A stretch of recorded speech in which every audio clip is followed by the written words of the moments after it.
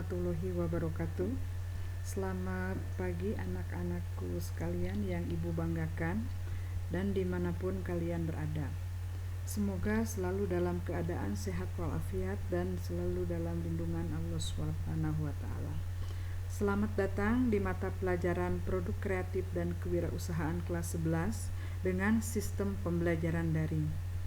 Mata pelajaran Produk Kreatif dan Kewirausahaan ini Ibu hanya memberikan di kelas 11 akuntansi keuangan lanjutan sebanyak 8 jam pertemuan apabila dalam pertemuan secara normal. Sebelumnya perkenalkan, nama Ibu Emma Mulyaningsi yang mengampu mata pelajaran Produk Kreatif dan Kewirausahaan. Selamat mengikuti pembelajaran daring ini dengan baik, salam hangat dan tetap bersemangat.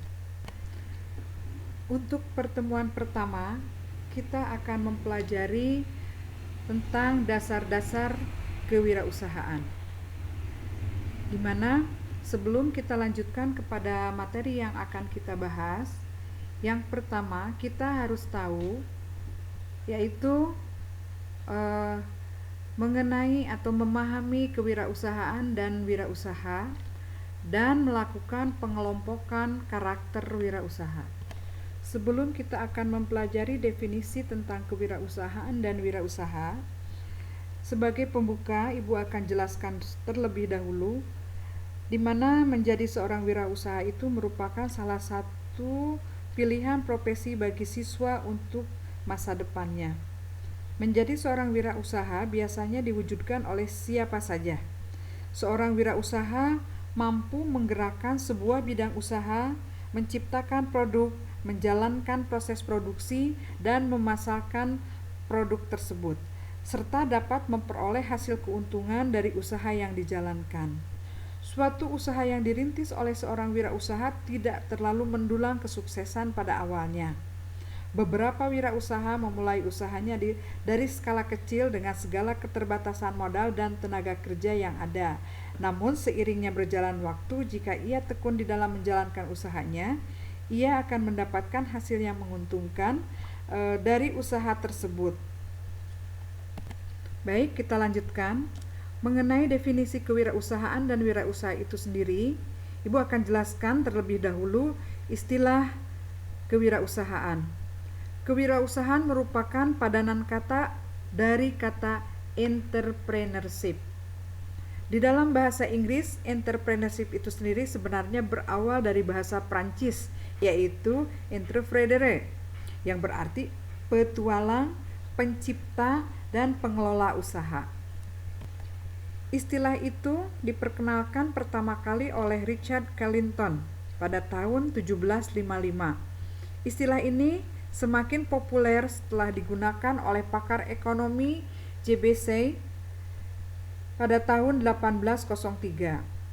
Pengertian kewirausahaan menurut Keputusan Menteri Koperasi dan Pembinaan Pengusaha Kecil nomor 961/M/N/1995 adalah semangat, sikap, perilaku, dan kemampuan seorang untuk menangani usaha atau kegiatan yang mengarah pada upaya mencari, menciptakan, menerapkan cara kerja, teknologi, dan produksi baru yang dengan meningkatkan efisiensi di dalam rangka memberikan pelayanan yang lebih baik untuk memperoleh keuntungan yang lebih besar. Pengertian umum kewirausahaan adalah kemampuan dan tindakan untuk menciptakan sesuatu yang dapat memberikan peluang dan nilai tambah. Berikut ada beberapa definisi kewirausahaan menurut para pakar atau ahli kewirausahaan. Yang pertama, menurut Peter F. Drucker, kewirausahaan lebih menunjuk kepada sifat, watak, dan ciri-ciri yang melekat pada seseorang yang mempunyai kemauan keras untuk mewujudkan gagasan inovatif di dalam dunia usaha yang nyata dan dapat mengembangkan dengan tangguh. Oleh karena itu, dengan mengacu kepada orang yang melaksanakan proses gagasan dan memadukan sumber daya menjadi realistis, muncul apa yang dinamakan dengan wirausaha atau entrepreneur. Yang kedua, menurut Yuyun Wirasasmita, kewirausahaan dan wirausaha merupakan faktor produksi aktif yang dapat menggerakkan dan memanfaatkan sumber daya lain seperti sumber daya alam, modal, dan teknologi sehingga dapat menciptakan kekayaan dan kemakmuran melalui penciptaan lapangan kerja, penghasilan, serta produk yang diperlukan oleh masyarakat. Yang ketiga, menurut Mary Coulter, kewirausahaan sering dikaitkan dengan proses pembentukan atau pertumbuhan suatu bisnis baru yang berorientasi pada perolehan keuntungan, menciptakan nilai, serta pembentukan produk atau jasa yang baru, yang unik, dan yang lebih inovatif. Yang keempat, menurut Rofke, kewirausahaan merupakan proses penciptaan sesuatu yang baru atau kreasi baru yang membuat sesuatu yang berbeda dari yang telah ada atau dikatakan dengan inovasi dengan tujuan mencapai kesejahteraan individu dan nilai tambah bagi masyarakat.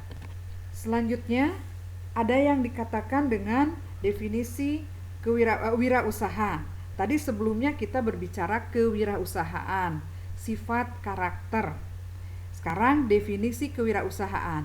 Kata wirausaha mengacu kepada orang atau objek yang melaksanakan tindakan kewirausahaan.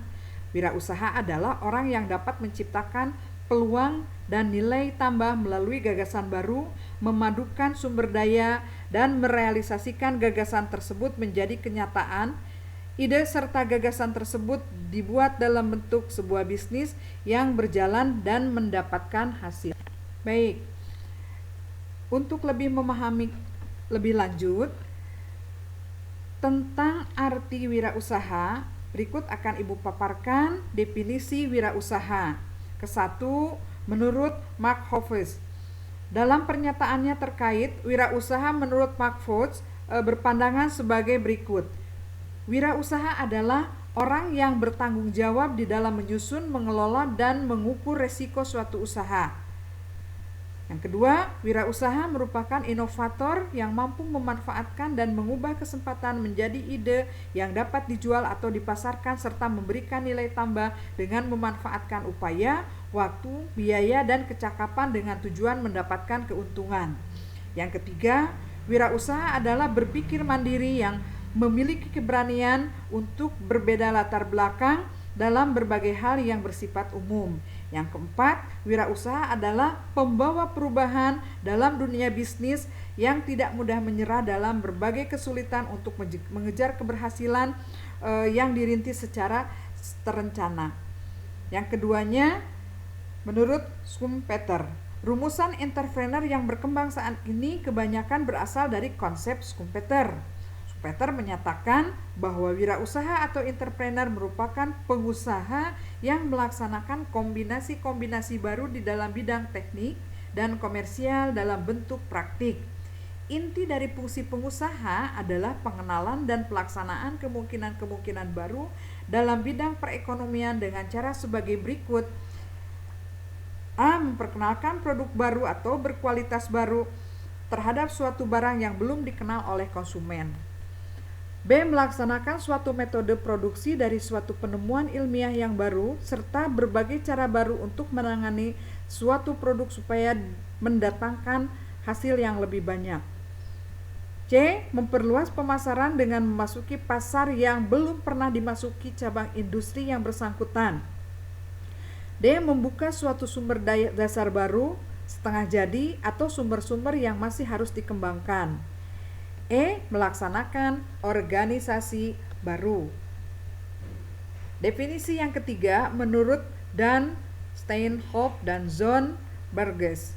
Menurut Dan Steinhoff dan John Burgess, wirausaha merupakan orang yang mengorganisasi, mengelola, dan berani menanggung resiko untuk menciptakan suatu usaha dan peluang usaha.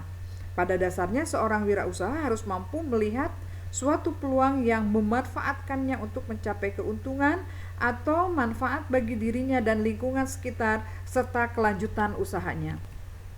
Wirausaha harus mampu mengambil resiko dengan membuat pembaruan atau inovasi.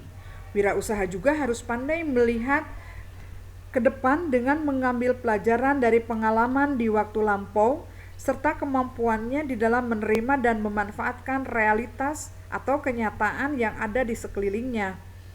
Secara umum, ada beberapa hal yang dapat mendorong seorang untuk menjadi wirausaha, di antaranya sebagai berikut. 1. Kebutuhan untuk mencapai sesuatu yang lebih baik atau berprestasi. 2. Kebutuhan untuk tidak tergantung kepada pihak lain. 3. Kebutuhan akan pembaharuan. 4. Keinginan untuk mendapatkan pendapatan yang lebih baik. 5. Keinginan untuk memiliki kesejahteraan dalam hidupnya. Dan yang terakhir, keenam, keinginan untuk mengerjakan sesuatu berdasarkan bidang yang disukai atau passionnya seperti apa.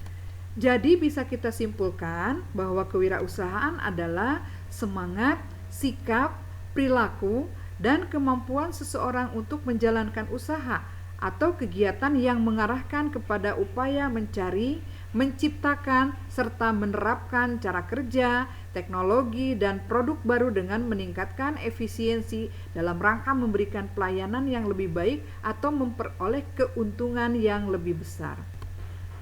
Sedangkan kalau kita kembali ke pengertian wirausaha, wirausaha itu dikatakan juga dengan entrepreneur, terdiri dari dua suku kata, yaitu wira dan usaha. Menurut Kamus Besar Bahasa Indonesia tahun 2008, wira yaitu utama, gagah, tangguh, luhur, berani, teladan, pejuang. Sedangkan usaha adalah kegiatan yang bersifat komersial maupun non-komersial. Sedangkan wirausaha adalah sebagai orang yang berjiwa berani mengambil risiko untuk membuka usaha dalam berbagai kesempatan, atau orang yang dapat mengkombinasikan sumber daya atau resource, tenaga kerja, material, dan peralatan lainnya yang untuk meningkatkan nilai yang lebih tinggi dari sebelumnya. Juga dapat memperkenalkan perubahan-perubahan yang berupa inovasi dan perbaikan produksi. Pengertian lain, seorang wirausaha yang memiliki karakter yang tidak puas dengan apa yang telah dicapai dan terampil memanfaatkan peluang dalam mengembangkan usaha. Ada juga bahwa wirausaha itu adalah pejuang yang gagah, kekar, berani, dan pantas menjadi teladan dalam bidang usaha. Baik, sebelum Ibu lanjutkan ke ciri dan karakter wirausaha, ini wirausaha di era revolusi industri 4.0. Salah satu tujuan sekolah menengah kejuruan atau SMK adalah menghasilkan lulusan peserta didik yang memasuki lapangan kerja yang mandiri sebagai seorang wirausahawan atau entrepreneur. Oleh karena itu, karakter kewirausahaan yang ada di SMK perlu dikondisikan baik melalui jalur kegiatan intrakurikuler, kokurikuler, maupun ekstrakurikuler. Dengan kondisi lingkungan yang mendukung, peserta didik diharapkan terbiasa untuk menerapkan hingga pada akhirnya akan menjadi karakter dan berkepribadian peserta didik yang sangat baik.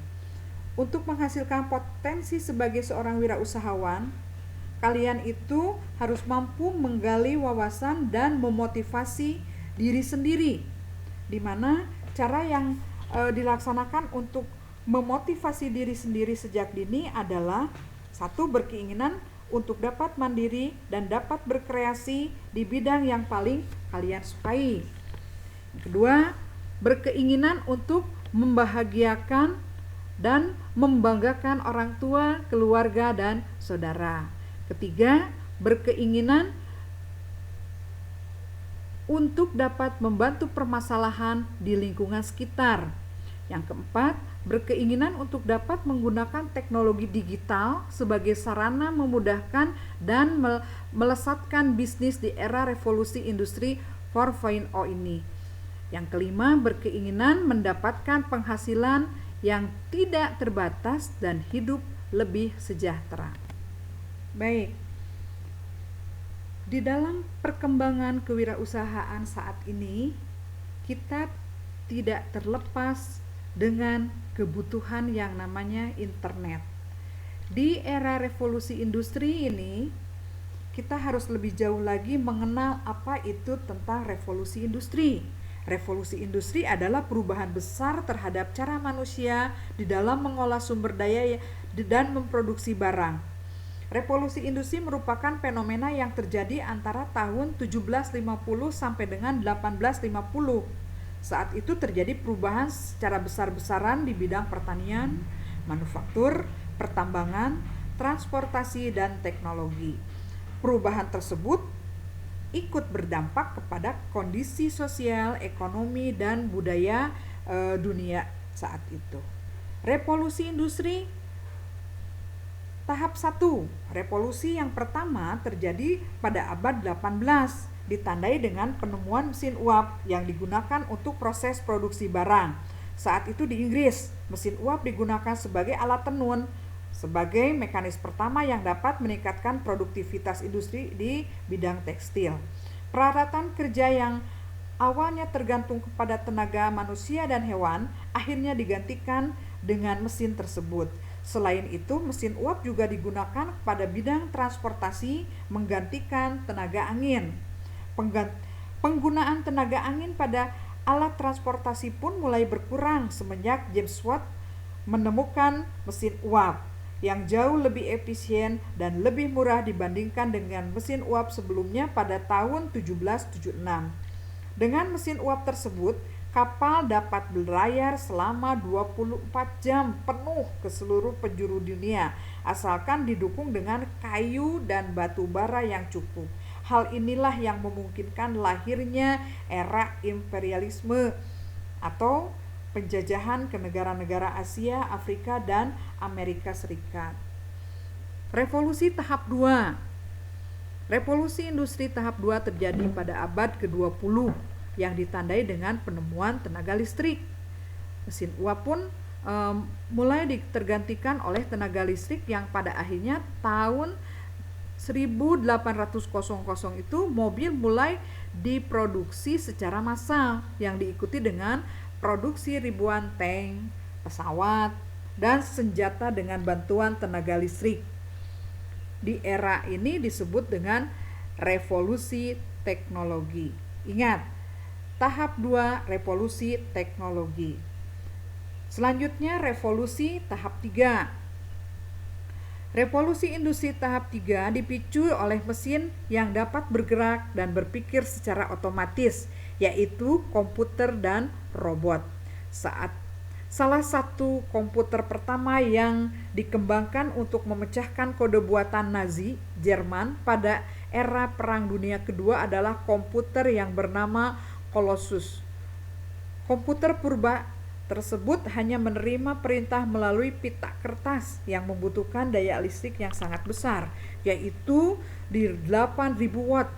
Setelah perang, lahir beragam penemuan baru seperti semikonduktor, transistor, dan integrated chip atau IC yang membuat ukuran komputer semakin kecil, listrik yang dibutuhkan semakin sedikit, serta dengan kemampuan berhitung yang semakin canggih.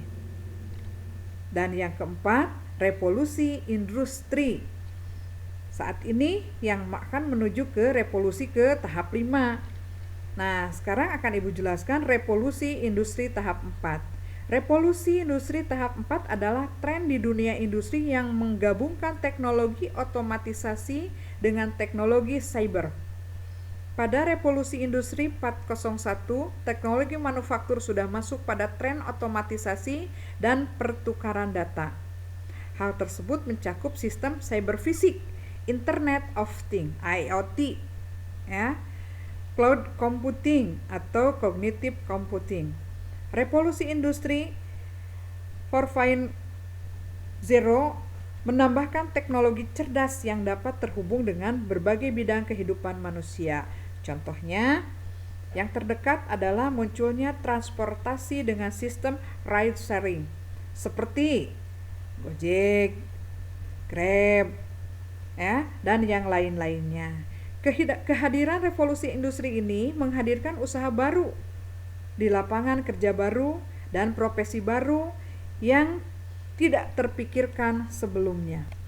Jadi kalau kita simpulkan bahwa revolusi industri 4.0 itu bukanlah sesuatu kejadian yang menakutkan, melainkan justru membuka peluang yang semakin luas bagi anak bangsa untuk berkontribusi terhadap perekonomian nasional. Baik, kita lanjutkan.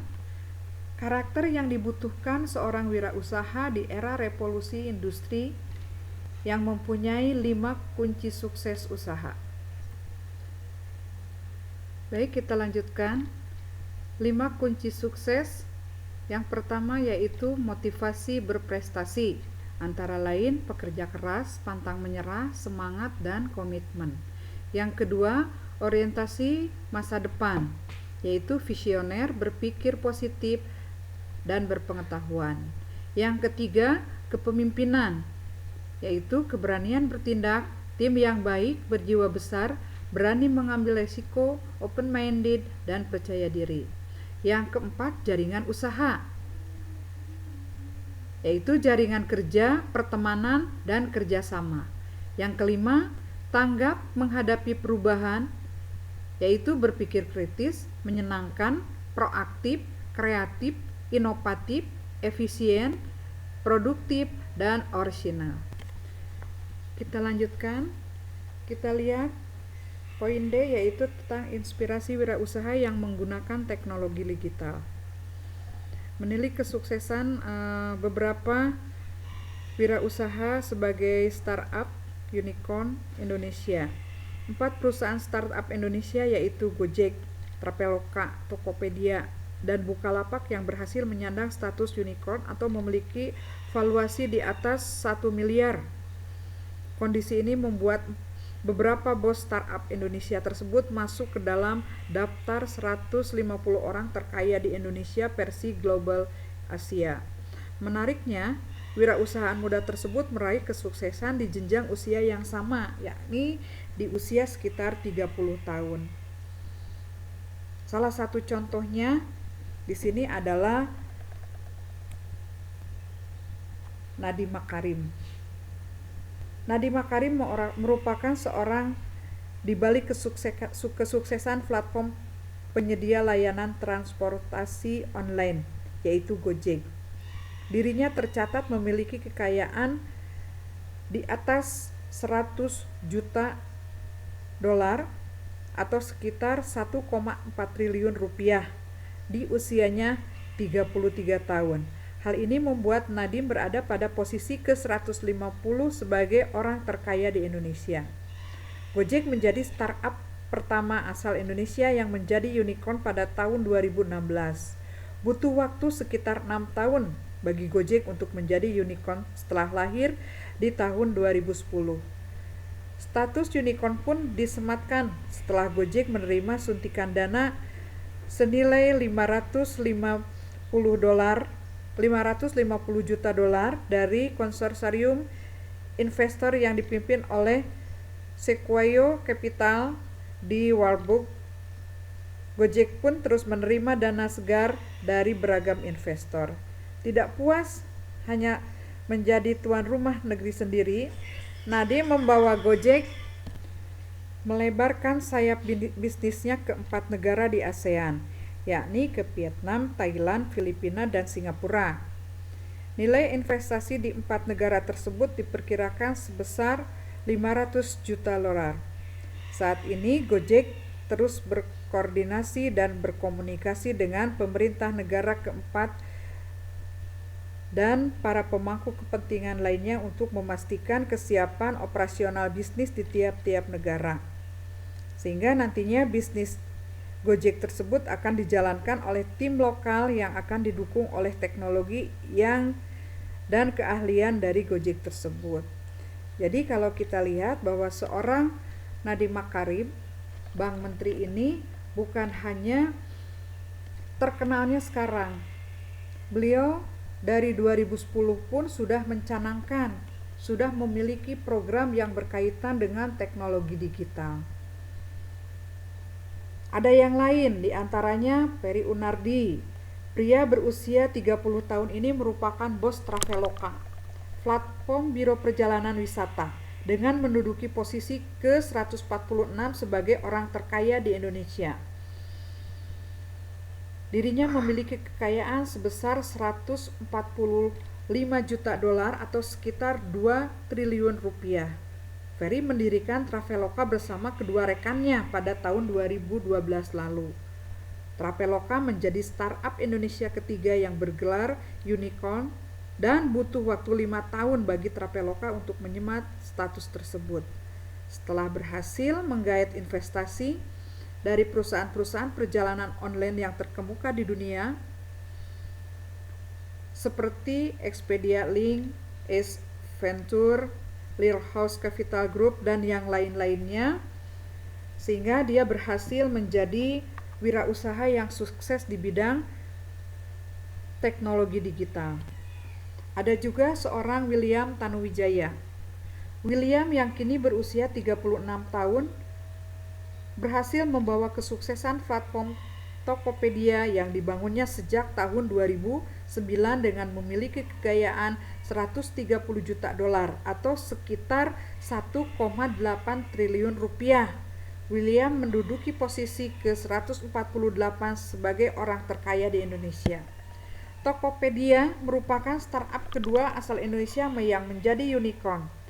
Layanan online marketplace tersebut bahkan sempat mendapatkan suntikan dana segar dari konsorsium yang dipimpin oleh Alibaba sebesar 1,1 miliar dolar pada tahun 2017. Suntikan dana dari perusahaan raksasa yang dimiliki oleh Cina pun membuat William menjadi selebritas di industri digital Indonesia, yaitu Tokopedia. Tokopedia pun menyemat gelar unicorn selepas tahun 6 tahun berdiri, di mana seorang William Tanuwijaya ini adalah salah satu orang yang sukses dan memang memiliki talenta tidak hanya di bidang teknologi digital saja, tetapi di bidang yang lain pun sudah mulai bisa mengembangkan dengan teknologi-teknologi yang lain. Nah, ada yang terakhir, Ahmad Zaki. Ini usianya jauh lebih muda lagi dibanding William Tanuwijaya. Ahmad Zaki, pria berusia 31 tahun yang menyimpan pundi-pundi kekayaan sekitar 1,5 triliun rupiah. Hal ini membuat bos Bukalapak menduduki peringkat 149 sebagai orang terkaya di Indonesia. Bukalapak dibangun Zaki pada tahun 2010 dengan menyasar pemberdayaan pada usaha mikro, kecil, dan menengah atau UMKM. Perusahaan layanan online marketplace ini menjadi startup Indonesia keempat yang menyandang status unicorn. Melihat perjalanan Bukalapak membutuhkan waktu 7 tahun sejak didirikan sehingga menjadi perusahaan dengan valuasi di atas 1 miliar dolar. Kalau kita melihat perkembangan yang dilakukan oleh para pengusaha atau para wirausaha muda tadi, tidak dalam waktu sebentar, rata-rata berjenjang, ada yang sampai 5 tahun, 6 tahun, bahkan 10 tahun untuk menjadi seorang yang sukses, dengan konsekuensinya dan resikonya sangat tinggi sekali. Tapi ternyata sampai sekarang jasa layanan-layanan tersebut memudahkan dan terasa sekali untuk saat-saat pandemi sekarang seperti ini. Seperti kita membuka lapak, melihat marketplace Bukalapak, memudahkan sekali untuk orang-orang tidak bepergian kemana-mana atau ke supermarket, cukup kita membuka akun tersebut dan tinggal kita melihat produk-produk yang dibutuhkan oleh kita. Dan kemudahan-kemudahan tersebut menjadi satu gambaran bahwa kita pun membutuhkan sosok-sosok seperti mereka saat ini. Baik, ini mungkin sosok wirausaha juga, bahkan sangat muda sekali. Seorang Ria Ricis, terkenal sebagai YouTuber. Ria Yunita S.Ikom, sarjana ilmu komunikasi. Ini seorang artis, seorang YouTuber, selebritas internet, tokoh publik, penulis buku, kreator TikTok atau digital lainnya yang memang kepiawaiannya di dalam menyampaikan informasi-informasi dan komunikasinya yang sangat baik, sehingga banyak orang yang mengagumi sehingga dia menjadi seorang kreator di dalam dunia mayanya. Sebelahnya ada wirausaha daerah ini, Nur Hilman. Ini untungnya pun miliaran rupiah dari bisnis keripik Maici. Ini pengusaha lokal asal Bandung, kelahiran 29 September 1987, terkenal dengan tingkat kepedasannya dari level 1 sampai dengan level 10. Dia mencoba membuka marketplace, melaksanakan promosi secara online. Seorang Reza Nur Hilman ini bukan membuat, tapi menjualkan di marketplace-nya. Dengan kemampuannya di bidang IT, dia pun menjadi pengusaha sukses. Padahal tidak terpikirkan olehnya bahwa produk keripik bisa booming pada saat itu. Kita lihat ke tokoh dunia, seorang Bill Gates. Ini kalau kita lihat tokoh bisnis juga di bidang IT-nya yang menemukan Microsoft, ya.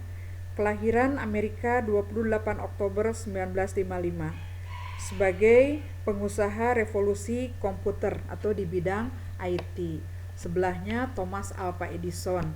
Selain mesin uap, ini juga penemu bola lampu yang memang berdampak luas kepada dunia industri. Ini pada tahun 1847. Yang terakhir ada seorang Walter Elias Disney atau kita kenal dengan Walt Disney. Ini kelahiran 5 Desember 1901. Seorang produser film, sutradara, animator, dari ilustrasi dan impian menjadi kenyataan. Ini seorang Walt Disney ini atau Walter Elias Disney ini karena dari hobinya sebagai kartunis sampai sekarang diabadikan tempatnya itu menjadi pulau impian yang suasananya seperti tokoh-tokoh kartun dunia yang pada saat itu beliau ciptakan dan dijadikan sebuah pulau impian dinamakan dengan Disneyland. Orang yang datang ke sana harus memang betul-betul mempunyai karakter yang mereka sukai dan kagumi, sehingga suasana di sana yang bisa menjadikan kita itu seperti betul-betul di dunia nyata di dalam dengan tokoh-tokoh kartunnya yang diciptakan oleh Walt Disney ini. Sebelum Ibu akhiri, carilah salah satu bibliografi wirausaha yang sukses, kalian pelajari dan kalian presentasikan, mulai dari tokoh, bidang usaha, asal daerah, dan produk yang dikembangkannya seperti apa. Jika ada pertanyaan nanti bisa di kolom chat khusus. Terima kasih atas perhatiannya. Assalamualaikum warahmatullahi wabarakatuh.